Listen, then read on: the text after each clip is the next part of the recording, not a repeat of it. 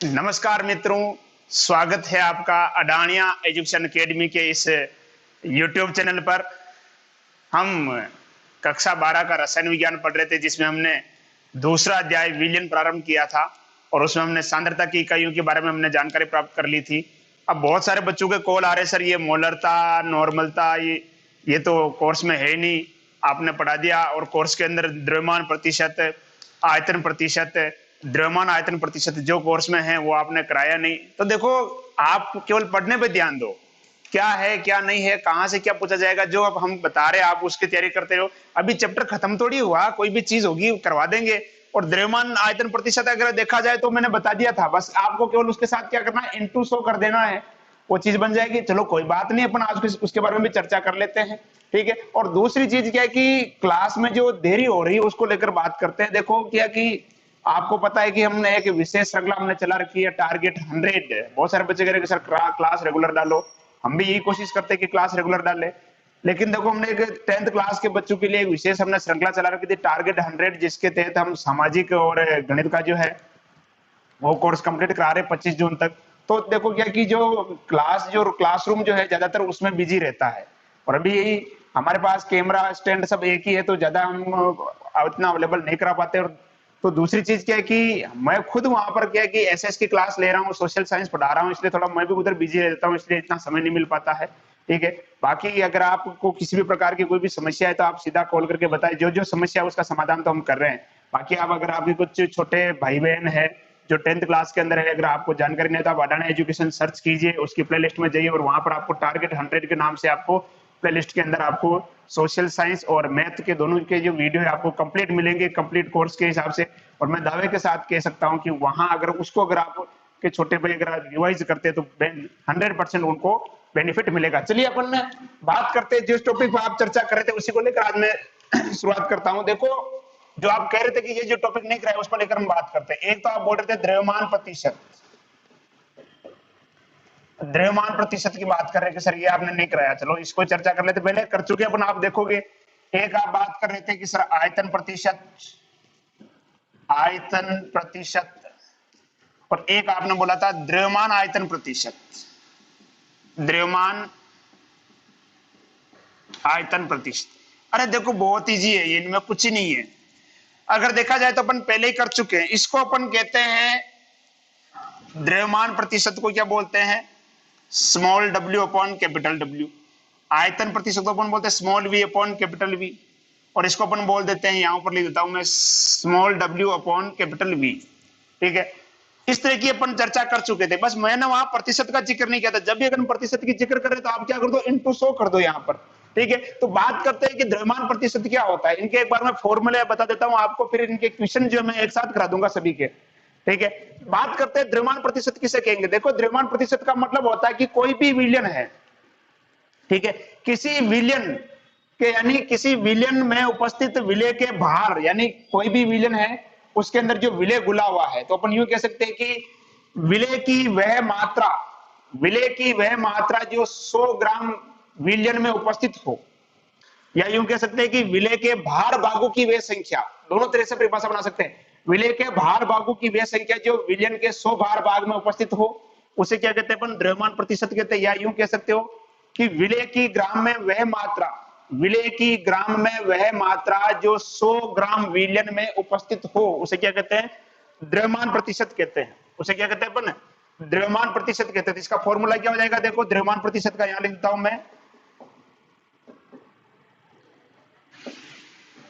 विलय की मात्रा लिख सकते हो या भार लिख सकते हो। विलय की मात्रा किसमें, ग्राम में, और नीचे आ जाएगा विलयन की मात्रा या विलयन का भार, कुछ भी लिख लो, विलयन की मात्रा लिख लो, कुछ भी चल जाएगा, कोई दिक्कत नहीं। ये भी किसमें आ जाएगा, ग्राम में। अब प्रतिशत है तो क्या कर दो, इंटू 100 कर दो, बस यही है, कुछ नहीं है इसके अंदर, ठीक है। विलयन की मात्रा ग्राम में और विलयन की मात्रा ग्राम में और इंटू प्रतिशत का मतलब क्या हो जाएगा, 100 हो जाएगा। अब बात करते हैं आयतन प्रतिशत की, आयतन आयतन प्रतिशत।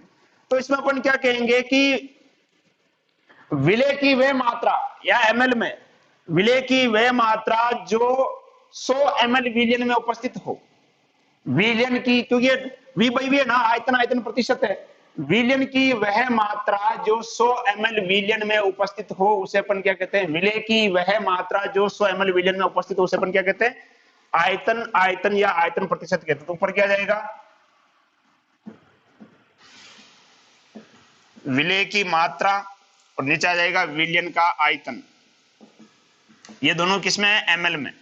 विलयन का आयतन इंटू क्या हो जाएगा, 100 हो जाएगा। क्या हो जाएगा, इंटू 100। अगला आता है द्रव्यमान आयतन प्रतिशत। तो इसमें क्या करेंगे, देखो कि सीधी सी परिभाषा है कि विलेय की वह मात्रा या विलेय की ग्राम में वह मात्रा, विलेय की ग्राम में वह मात्रा जो 100 ml विलयन में उपस्थित हो। ठीक है, विलयन की ग्राम में वह मात्रा जो, सॉरी माफ कीजिएगा, विलेय की ग्राम में वह मात्रा, विलेय की ग्राम में वह मात्रा जो 100 ml विलयन में उपस्थित हो, उसे अपन क्या कहते हैं, द्रव्यमान आयतन प्रतिशत कहते हैं। तो ऊपर क्या जाएगा, विलेय का भार लिख सकते हो या विलेय की ग्राम में मात्रा, कुछ भी लिख लो, इतना कोई दिक्कत नहीं है, आप कैसे भी लिखो। मात्रा है तो मात्रा आयतन में हो सकती है, भार में हो सकती है, कैसे भी हो सकती है। और नीचे आ जाएगा विलयन का आयतन। विलयन का आयतन किसमें, एमएल में, और इंटू क्या जाएगा, 100 आ जाएगा। ठीक है, ये हो गया। अब देखो एक छोटी सा और आता है, एक छोटा सा आता है, कहता है पार्ट्स पर मिलियन, पार्ट्स पर मिलियन। इनकी भी मैं चर्चा कर ही देता हूं। ठीक है, इसका मतलब होता है 10 की घात 6 होता है, और एक होता है, या इसको शॉर्ट में लिख देते हैं मैं एक बार, पार्ट्स पर मिलियन यानी पीपीएम, और एक होता है पार्ट्स पर बिलियन, पार्ट्स पर बिलियन। देखो ये क्या होते हैं, देखो पार्ट्स पर मिलियन में क्या कहेंगे, यानी पीपीएम क्या होगा कि विलेय की वह मात्रा जो विलयन के यानी 10 की घात 6 विलयन में क्या हो, उपस्थित हो, यानी विलेय की वह मात्रा जो, यानी यहां देता हूं मैं विलेय की मात्रा, और नीचे क्या जाएगा, विलयन का द्रव्यमान, द्रव्यमान लिख सकते हो, मात्रा लिख सकते हो, जैसे यहां ना, या मात्रा द्रव्यमान में लिख सकते हो, कोई दिक्कत नहीं। ठीक है, तो पार्ट्स पर मिलियन क्या होता है कि विलेय की वह मात्रा जो 10 की घात 6 विलयन में क्या हो, उपस्थित हो। विलयन की वह मात्रा या विलयन की ग्राम में वह मात्रा जो 10 की घात 6 विलयन में उपस्थित हो, उसे अपन क्या बोलते हैं, पीपीएम कहते हैं। जाएगा 10 की घात 6, और इसमें भी सेम डेफिनेशन होगी, लेकिन आज क्या क्या जाएगा यहाँ पर, इसकी जगह अपन क्या लिख देंगे, इंटू, यानी पीपीबी, पीपीबी, इसमें अपन क्या कर देंगे, इंटू 10 की घात क्या कर देंगे, 9 कर देंगे। बाकी दोनों में सेम है डेफिनेशन। जैसे इसमें होता है कि विलेय की वह मात्रा जो 10 की घात 6 विलयन में उपस्थित हो, उसे क्या कहते हैं, पीपीएम कहते हैं। और उसी प्रकार से विलेय की वह मात्रा जो 10 की घात 9 विलयन में उपस्थित हो, उसे क्या कहते हैं, पीपीबी कहते हैं। बस इसी तरह से यहाँ पर क्या हो जाएगा, 10 की घात इंटू 9 करते ही क्या हो जाएगा, पीपीबी में हो जाएगा। किसमें हो जाएगा, पीपीबी में। ठीक है, तो इस प्रकार से ये जो आप जो बात कर रहे थे कि सर वो आपने टॉपिक नहीं कराया, तो ये हो गए, बस कुछ नहीं। देखो ये अपन ने W/W लिखा था, अब प्रतिशत में करना तो क्या कर दो, इंटू 100 कर दो। उसमें अपन ने लिखा था V/, इसको भी प्रतिशत में करना तो क्या कर दो, इंटू 100 कर दो। वहां पे अपन ने पहले किया था W/V, इसको प्रतिशत में करना तो इंटू क्या कर दो, 100 कर दो। सीधा सा हो गया। ये हो गया पीपीएम, ये हो गया पीपीबी। अब देखो मोलरता, मोलरता ये भले ही आपके टॉपिक यानी बुक के अंदर नहीं दे रखे हो, लेकिन इनके प्रश्न पूछे जाएंगे। आप पीछे की अगर किताब के पीछे देखोगे, पुस्तक के पीछे जो प्रश्न उत्तर दे रखे हैं, उसमें अगर प्रश्न अगर आप देखोगे तो मोलरता, मोलरता से रिलेटेड प्रश्न दे रखे हैं। आगे अपन पढ़ने वाले हिमांक में अवनमन, क्वथनांक में उन्नयन, तो वहां पे भी अपने को इन टॉपिक की जरूरत पड़ने वाली है। इसलिए जो पढ़ा रहे हैं आप पढ़ते रहो। बाकी आपका प्यार मिल रहा है, आपके सभी के सहयोग से, आपके स्नेह से। जो चैनल है अपना सिंध का जो पहला एजुकेशन चैनल है अडानी एजुकेशन, जो 1000 सब्सक्राइब पार कर चुका है, आपने जो सहयोग दिया है उसके लिए आपका बहुत तहे दिल से धन्यवाद। ऐसे आपका सहयोग बना रहे। अब देखो अपन इसके कुछ सामान्य प्रश्न कर लेते हैं। सामान्य प्रश्न ही कर रहे हैं, कोई इस तरह कोई हाई लेवल के प्रश्न नहीं है। देखिए पहला प्रश्न अपन करते हैं द्रव्यमान प्रतिशत का। प्रश्न है कि 10 ग्राम यूरिया से 400 ग्राम विलयन तैयार किया गया। 10 ग्राम यूरिया से कितना विलयन बनाया गया, 10 ग्राम यूरिया से 400 ग्राम विलयन तैयार किया गया है। तो यूरिया का विलयन में द्रव्यमान प्रतिशत यानी small w by capital W प्रतिशत क्या होगा। ठीक है, तो फॉर्मूला वही है, अपने को निकालना है द्रव्यमान प्रतिशत यानी small w by capital W प्रतिशत निकालना है। अपन लिख चुके थे पहले, देखो मैंने बताया था जिस प्रकार से स्मॉल w यानी ये क्या होता है, विलेय, क्या होता है विलेय का भार, और नीचे अपन कैपिटल विलयन क्या होता है, विलयन का आयतन, और इनटू क्या कर देंगे अपन, क्या कर देंगे, ये 100 कर देंगे, प्रतिशत है तो। ठीक है, अब देखो यूरिया कितना लिया अपन ने, 10 ग्राम, तो ऊपर तक आ जाएगा 10, और नीचे आ जाएगा विलयन का विलयन का द्रव्यमान कितना है, 400, तो ये क्या जाएगा नीचे क्या जाएगा 400 और इंटू क्या आ जाएगा 100 आ जाएगा। अब इसको सोल्व कर लो, बस ये आंसर है और कुछ नहीं। ठीक है, यानी क्या आ जाएगा ये 10/2 क्या जाएगा 4, इसको काटोगे तो क्या जाएगा ये 5/2। फिर आप करना चाहो 2.5 क्या जाएगा small w by capital W। ठीक है, तो इस तरह से एक सीधा सा प्रश्न आता है, ऐसा कुछ विशेष नहीं है इनके अंदर। देखो नॉर्मली प्रश्न है। सबसे पहले तो अपन क्या करेंगे, जैसे आपको दे रखा है कि अपन जानते हैं कि द्रव्यमान प्रतिशत का मतलब ऊपर क्या होता है विलेय और नीचे क्या आता है विलियन और इंटू 100 द्रव्यमान प्रतिशत मतलब विलेय आपको दे रखा है। देखो पता आपको सर कैसे पता चलेगा, जो कम मात्रा में होगा वो है विलेय। तो कम मात्रा में भाई यूरिया है 10 ग्राम तो अपन रख देंगे 10 ऊपर, और नीचे विलियन यानी कितना विलियन बनाया 400 ग्राम, तो नीचे क्या जाएगा 400, और प्रतिशत की बात कर रहा है तो इंटू क्या हो जाएगा 100 हो जाएगा। बस सोल्व कर लो, आंसर है, सीधा सा, कुछ भी नहीं है इनके अंदर। ठीक है, बहुत इजी। देखो अगला प्रश्न करते, देखिए अब अगला प्रश्न है कि 200 ml विलियन, देखिएगा 200 ml विलियन जिसमें 20 ml एथेनॉल गुला हुआ है। 200 ml विलियन जिसमें 20 ml क्या गुला हुआ है एथेनॉल गुला हुआ है। तो एथेनॉल का आयतन प्रतिशत ज्ञात कीजिए, ये भी सीधा सा है। ठीक है, ऊपर क्या जाएगा विलेय ने कितना 20 ml एथेनॉल है, और विलियन कितना बनाया अपन ने 200 बनाया, कितना बनाया 200 ml, ये क्या जाएगा 200। ठीक है, और इंटू क्या जाएगा ये 100 आ जाएगा, ये भी सीधा सा हो गया। देखो यानी ये कितना आ जाएगा 10% V/V, क्या जाएगा V/V, सीधा सा। ठीक है, तो डायरेक्ट ही कर सकते हैं यार, बहुत इजी है, ऐसा कुछ भी नहीं है इनके अंदर, बहुत इजी है ये। ठीक है, तो ये भी सीधा सा हो गया। अब इनके कुछ क्वेश्चन देखो, स्पेशल है कि प्रश्न उत्तर की, मैं जब बार बार कह रहा हूं कि प्रश्न उत्तर की एक विशेष सीरीज यानी एक विशेष वीडियो बनाऊंगा जिसमें से अध्याय से किस प्रकार के आपसे प्रश्न पूछे जाते हैं, पुराने कौन से क्वेश्चन पूछे गए हैं, किस टॉपिक से रिलेटेड कौन से क्वेश्चन पूछे गए, अलग से एक पूरा वीडियो बना के सेपरेट आपको कराएंगे। तो इसलिए घबराए नहीं, जो नॉर्मल जो टॉपिक है उसका कंसेप्ट समझ लो। अगर कंसेप्ट अगर समझ में आ गया ना, कहते हैं नब्ज अगर पकड़ में आ गया ना तो बीमारी अपना पकड़ में आ जाएगी। ठीक है, अगला देखते, देखिए अगला बहुत ही शानदार प्रश्न देखो, 10% W/V सोडियम हाइड्रोक्साइड का 500 ml विलियन बनाने के लिए कितने ग्राम सोडियम हाइड्रोक्साइड की आवश्यकता होगी। 10% आपको W/V दे रखा है। देखो इसका मतलब ये द्रव्यमान आयतन प्रतिशत हो गया, द्रव्यमान आयतन दे रखा है आपको W/V, यानी ये 10% आपको दे रखा है W/V।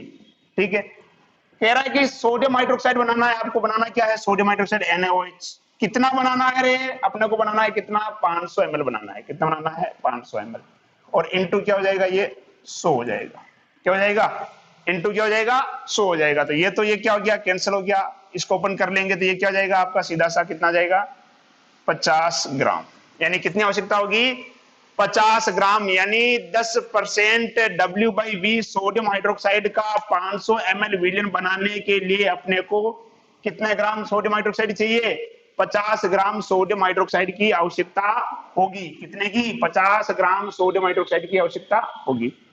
क्लियर, ये भी हो गया। देखो बहुत इजी है, बहुत इजी है।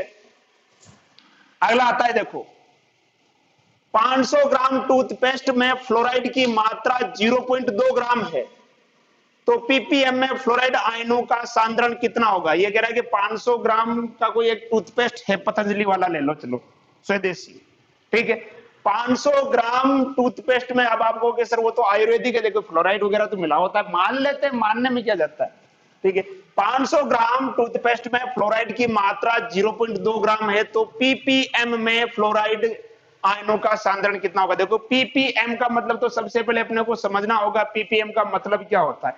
ppm का मतलब होता है 10⁶ होता है, कितना होता है 10⁶ होता है। ठीक है, तो अपन ppm की बात कर रहे हैं, ppm में बात कर रहे हैं, तो ऊपर तो क्या जाएगा देखो विलेय यानी कितना क्या गुला हुआ है कम से कम, देखो फ्लोराइड कितना गुला हुआ है 0.2, और विलियन जो अपने पास टूथपेस्ट कितना है 500 ग्राम। ठीक है, इंटू ppm यानी 10 की घात क्या हो जाएगा 6 हो जाएगा, क्या हो जाएगा 10 की घात 6।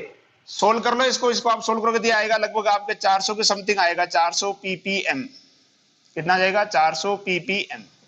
ये फ्लोराइडों का क्या होगा सांद्रण होगा, लगभग बता रहा हूं, अप्रोक्सीमेट आप करके देख लेना। ठीक है, तो इस प्रकार से ये जो एक छोटा सा टॉपिक था जिसमें ऐसा कोई विशेष कुछ नहीं है, फिर भी आपकी मांग थी, आप बार बार कह रहे थे सर वो टॉपिक कराओ, ये किताब में दे रखा है, पता नहीं आपको घबराहट हो रही थी, क्या हो रहा था, जो भी हो रहा था, लेकिन ये टॉपिक एक सीधा साधा इजी प्रश्न है, वो अपन ने करवा दिया, और इनसे रिलेटेड बहुत कम प्रश्न वैसे पूछे जाते हैं। फिर भी देखो किस प्रकार के प्रश्न जो आगे है, जैसे मुख्य रूप से मैंने बताया आपको मोलरता है, मोललता है, ये दो टॉपिक तो आप बांध के चलिए कि इनसे तो प्रश्न बनता ही बनता है। ठीक है, किस टाइप के प्रश्न बनते हैं और इनको भी किस प्रकार से उसके साथ ले सकते हैं अपन आगे, इनके बारे में जब अपन पूरे चैप्टर का पोस्टमार्टम करके देखेंगे तो वहां अपन और चर्चा करेंगे। अगला जो टॉपिक है बहुत ही इंटरेस्टिंग है, उसको अपन स्टार्ट करते हैं, जिसका नाम है विलेयता। अपना जो अगला टॉपिक है क्या है, विलेयता। विलेयता को लेकर अपन चर्चा करते, देखिए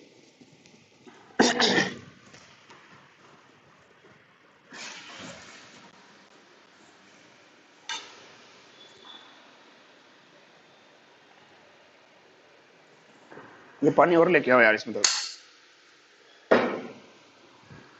ज्यादा ठंडा मत लाना, नॉर्मली गला ब्लॉक हो जाता है। ठीक है, देखिए बात करते हैं अपन विलेयता की।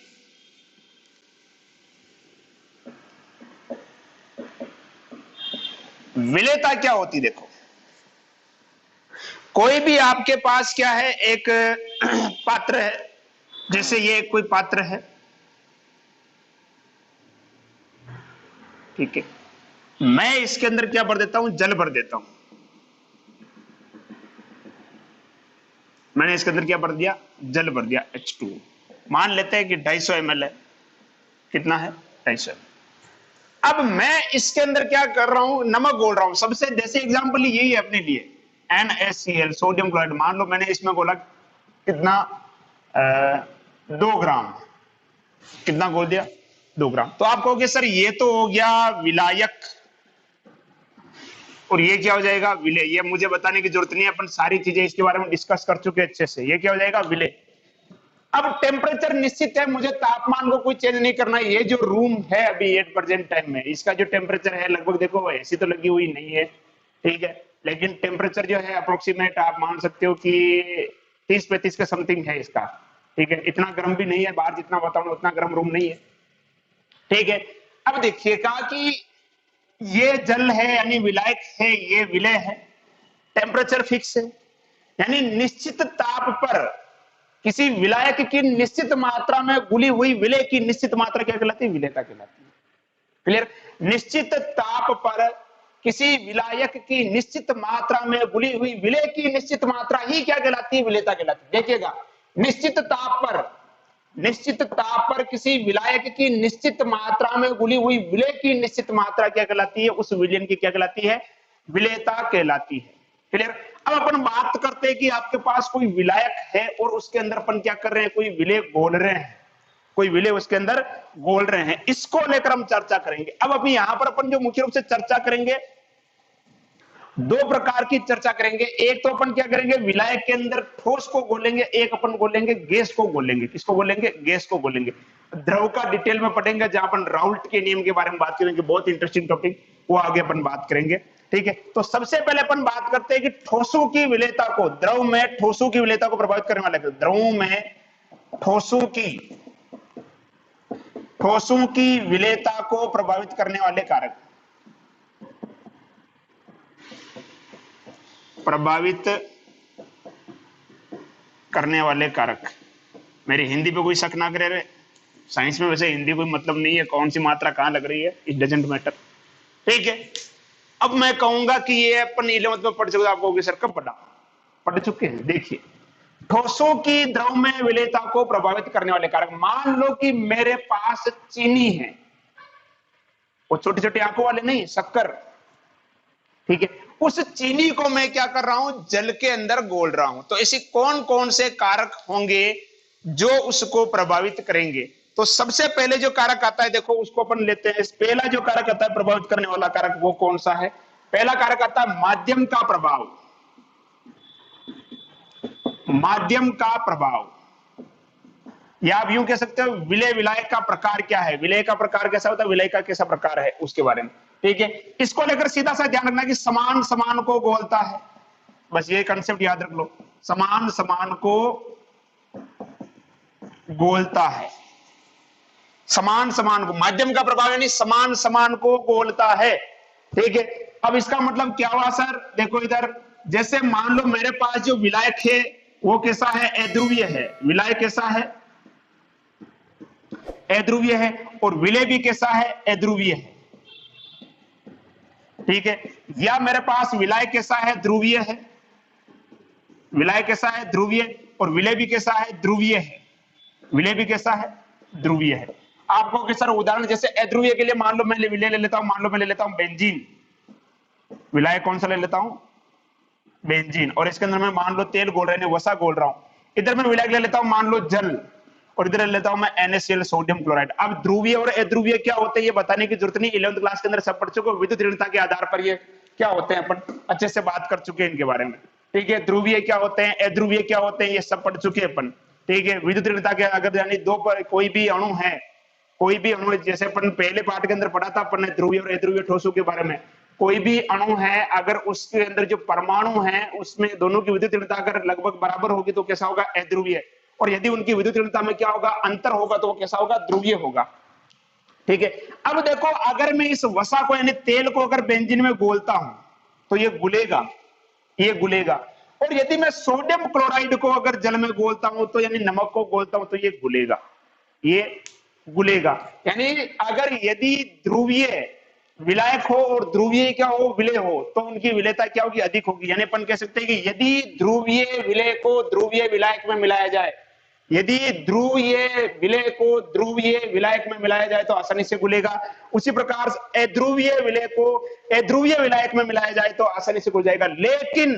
लेकिन यदि अध्रुवीय विलय को अगर ध्रुवीय विलायक में घोला जाए, अध्रुवीय विलय को यदि ध्रुवीय विलायक में घोला जाए तो वो उसमें विलय नहीं होता। यानी आप जानते हो पानी है, पानी में अगर अपन तेल मिलाएंगे तो क्या मिलेगा, क्या नहीं मिलेगा, पानी के अंदर तेल मिक्स नहीं होगा, क्योंकि तेल क्या है, अध्रुवीय है, जबकि जल क्या है, ध्रुवीय है। इसलिए समान को घोलता है, यही कंसेप्ट आपको ध्यान में रखना है। ध्रुवीय ध्रुवीय में घुलेगा, अध्रुवीय अध्रुवीय में घुलेगा, यदि ध्रुवीय को अध्रुवीय में घोलोगे तो नहीं घुलेगा। क्लियर। तो पहला आ गया आपका माध्यम का प्रभाव, ये अपन ने देख लिया, ठीक है। दूसरा बात करते हैं अपन, दूसरा प्रभावित करने वाला कारक कौन है, दूसरा जो कारक आता है वो आता है ताप का प्रभाव। दूसरा कारक आता है ताप का प्रभाव, ताप का प्रभाव, ठीक है। देखिएगा सीधे से अपन बात करते हैं, जैसे मान लो कि मेरे पास एक पात्र है, सर पात्र बहुत लेते हो आप, एक दूसरा पात्र और भी है, लो मेरी मर्जी, मैं लूं ना लूं कुछ भी लूं, ठीक है। दो पात्र ले लिए मैंने, बहुत खूबसूरत है, ठीक है। अब इन दोनों में मैंने भर रखा है जल भर रखा है, दोनों में मैंने क्या भर रखा है, जल भर रखा है। इसके अंदर मैं पदार्थ मिलाता हूं, कोई ए पदार्थ मिलाता हूं और इसको मैं स्पर्श करके देखता हूं, ठीक है, ये ठंडा हो रहा है, इसका मतलब उसने उष्मा क्या कर ली, ग्रहण कर ली, ठीक है। इसके अंदर भी मैं कोई पदार्थ भी मिलाता हूं, इसको मैं टच करके देता हूं, ये कैसा हो गया, गर्म हो गया, यानी इसका तापमान बढ़ रहा है, इसका तापमान क्या हो रहा है, घट रहा है।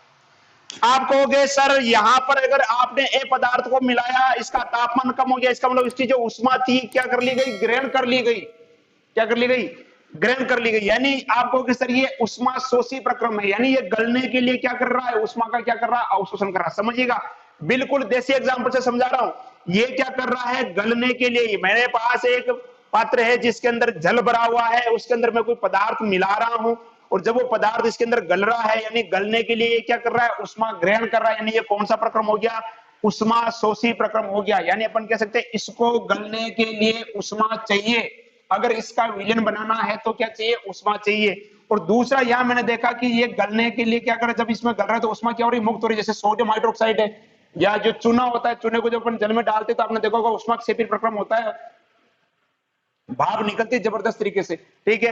अब बताइए, आप खुद बताइए कि यहां पर जब मैंने इसको मिलाया तो उष्मा क्या हो रही है, मुक्त हो रही है, यानी इसको उष्मा की आवश्यकता नहीं है, मारकर गिर गया, इसको उष्मा की आवश्यकता नहीं है, जबकि इसको गलने के लिए उष्मा की आवश्यकता है। यानी मैं कह सकता हूं कि ये जो प्रक्रम है ये कौन सा है, उष्मा शोषी है, क्योंकि ये गलने के लिए उष्मा काम में ले रहा है। और ये प्रक्रम कैसा है, उष्माक्षेपी है। कौन सा प्रक्रम है, उष्माक्षेपी, उष्मा मुक्त कर रहा है, यानी ये उष्मा शोषी है, यानी इसको गलने के लिए उष्मा की आवश्यकता है, इसको उष्मा चाहिए। और जैसे अपन ने इसको मिलाया और अपन ने इसको क्या किया, गर्म किया, तो अच्छा ही तो कर रहे हैं, इसको उष्मा चाहिए थी, अपन ने ताप दिया, गर्म किया, अच्छा काम किया, तो विलेयता क्या होगी, बढ़ेगी, विलेयता क्या होगी, बढ़ेगी, क्योंकि इसको ताप की आवश्यकता थी।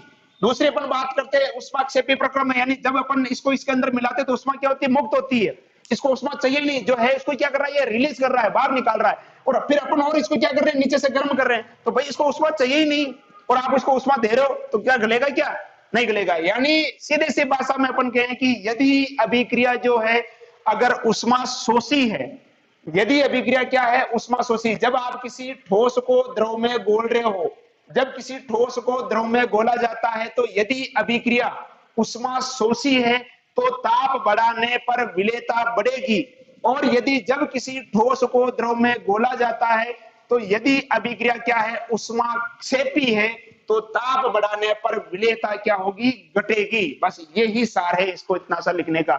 सीधा सा समझ लेना कि यदि अभिक्रिया उष्मा शोषी हो तो ताप बढ़ाने पर विलेयता बढ़ेगी, और यदि अभिक्रिया क्या हो, उष्माक्षेपी हो, तो ताप बढ़ाने पर विलेयता क्या होगी, घटेगी।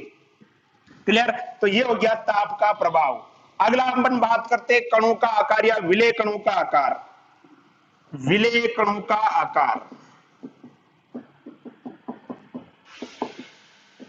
फिर से दो पात्र ले लेते हैं, ये पहला पात्र, ये दूसरा पात्र। इस बार नॉर्मल ले रहे हैं, इतना महंगा अच्छा नहीं होता है, ठीक है। अब देखो इसके अंदर जो मैं घोल रहा हूं, इसके अंदर जो मैं विलेय घोल रहा हूं, इसके ये बड़े बड़े कण हैं, और इसके अंदर जो मैं विलेय घोल रहा हूं, इसके ये छोटे छोटे कण हैं। दोनों मान लो शक्कर है, ठीक है। ये भी चीनी है और ये भी चीनी है। अब अपनी भाषा में इसको क्या बोलता है, क्या बोलते हैं इसको, बड़े बड़े जो डेले होते हैं, हाकर, ठीक है। इसको घोल रहा हूं, इसको घोल रहा हूं। अब आपको तो बताओ कि दोनों में से पहले कौन घुलेगा। इसके कण बड़े हैं, इसके कण छोटे हैं, ठीक है। तो दोनों में से पहले कौन घुलेगा, ये घुलेगा। यानी अपन कह सकते हैं यदि विलेय कणों का आकार क्या है, छोटा है, तो विलेयता क्या होगी, अधिक होगी। सीधा सा, यदि विलेय कणों का आकार क्या है, छोटा है, यदि विलेय कणों का आकार क्या है, छोटा है, तो विलेयता क्या होगी, अधिक होगी। यदि विलेय कणों का आकार क्या है, छोटा है, तो विलेयता क्या होगी, अधिक होगी। बस इतना सा ध्यान रखना है, ठीक है।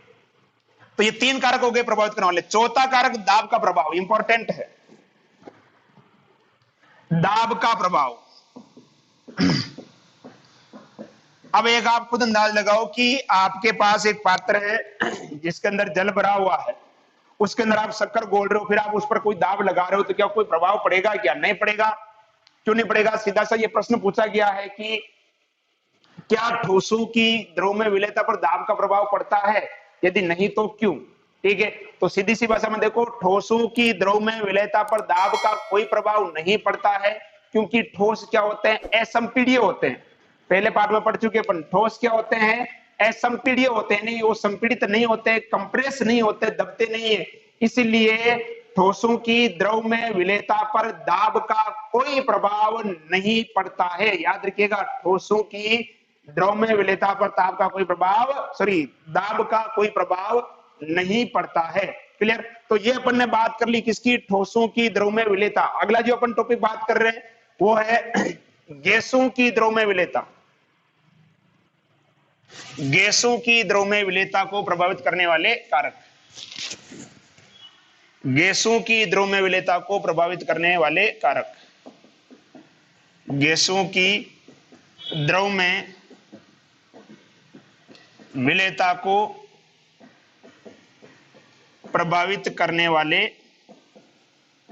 कारक, ठीक है। प्रोसेस वही सीधा सा। पहला आता है माध्यम का प्रभाव। देखो, यदि कोई गैस है उसका आयनीकरण आसानी से हो जाता है, यानी द्रव के अंदर, जब जिस द्रव के अंदर आप घोल रहे हो, गैस को आप जिस द्रव के अंदर घोल रहे हो, यदि वो गैस उस द्रव में क्या हो जाती है, आयनित हो जाती है, तो उसका जो उसकी जो विलेयता होगी वो क्या होगी, ज्यादा होगी। उसकी विलेयता क्या होगी, ज्यादा होगी। यानी यदि किसी गैस का क्या हो जाता है, किसी द्रव में क्या हो जाता है, आयनीकरण हो जाता है, यूं या यूं कह सकते हैं, यदि कोई गैस उस द्रव से क्या कर लेती है, क्रिया कर लेती है, तो उसकी विलेयता क्या होगी, ज्यादा होगी। यदि किसी गैस का किसी विलायक में क्या हो जाता है, आयनीकरण हो जाता है, तो उस गैस की विलेयता क्या होगी, ज्यादा होगी।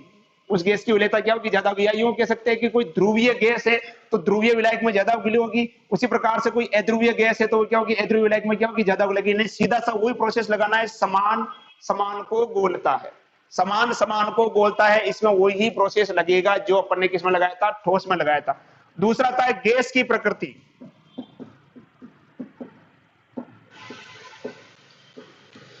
देखो, गैस की प्रकृति में अपन कह सकते हैं कि जिन गैसों का द्रवीकरण क्या हो जाता है, आसानी से हो जाता है, यानी जो गैस है आसानी से किस अवस्था में आ जाती है, द्रव अवस्था में आ जाती है। और अपन जानते हैं द्रव अवस्था में आती है वो क्या होगी, भारी होगी, तो उसकी विलेयता भी क्या होगी, ज्यादा होगी।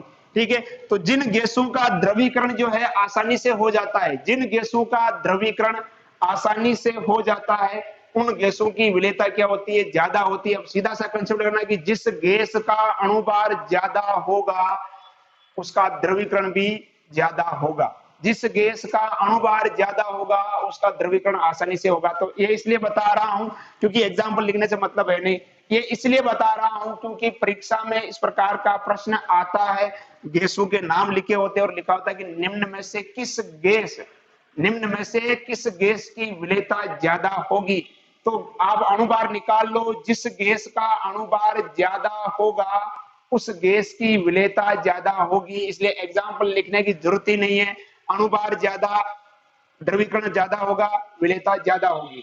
ठीक है, सीधा सा निकाल सकते हैं अपन, जिस गैसों का द्रवीकरण आसानी से हो जाता है उन गैसों की द्रव में विलेयता क्या होती है, ज्यादा होती है। अगला आता है ताप का प्रभाव। अगला आता है ताप का प्रभाव।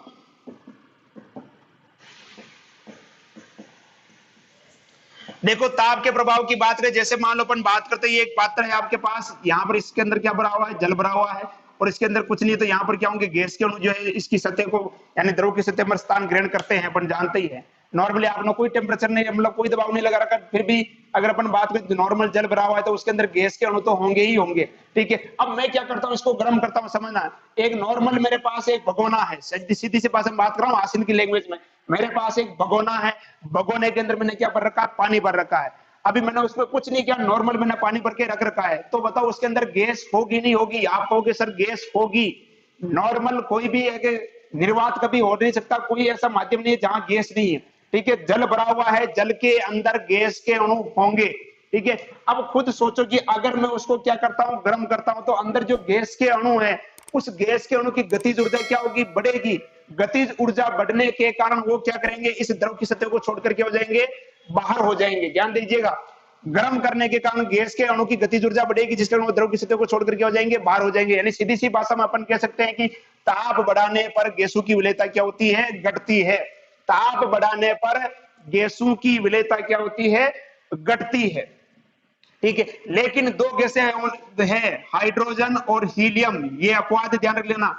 ये दो ऐसी गैसें हैं जिनकी विलेयता ताप बढ़ाने पर क्या होती है, बढ़ती है, क्योंकि इन गैसों का जो गुलना क्या है, कौन सा प्रक्रम है, उष्माशोषी प्रक्रम। यानी जब इन गैसों को द्रव में बोला जाता है तो जो प्रक्रम होता है कैसा होता है, उष्माशोषी होता है। इसलिए इन दोनों गैसों को छोड़कर बाकी जो गैसें हैं उन पे ताप बढ़ाने पर उनकी विलेयता क्या होगी, घटेगी, जबकि इनकी दोनों की विलेयता क्या होगी, बढ़ेगी। अब बात करते हैं जो लास्ट फैक्ट जो अपन ने बात किया था ठोस में कि दाब का प्रभाव, ठोसों पर दाब का कोई प्रभाव नहीं पड़ता, लेकिन अपन बात करते हैं गैसों की जो विलेयता है उस पर दाब का क्या प्रभाव पड़ता है। दाब का प्रभाव, या जिसे अपन कह सकते हैं हेनरी का नियम, इंपॉर्टेंट कर लेना इसको, बहुत इंपॉर्टेंट है, हेनरी का नियम। ठीक है, अब आगे आपकी बायोलॉजी की क्लास है, इसलिए ये टॉपिक आज हम नहीं कर पाएंगे, इसको हम अगली क्लास में एक स्पेशल हेनरी के नियम से ही एक अलग से वीडियो बनाएंगे, अपन कल बनाएंगे इसका वीडियो। ठीक है, यदि आपको ये कक्षा पसंद आ रही है तो आप अपने दोस्तों के साथ शेयर कीजिए, और यदि आप इस चैनल पर नए हैं तो अडानिया एजुकेशन को आप सब्सक्राइब कीजिए और बने रहिए हमारे साथ और पढ़ाई करते रहिए, घर में रहिए, सुरक्षित रहिए। धन्यवाद।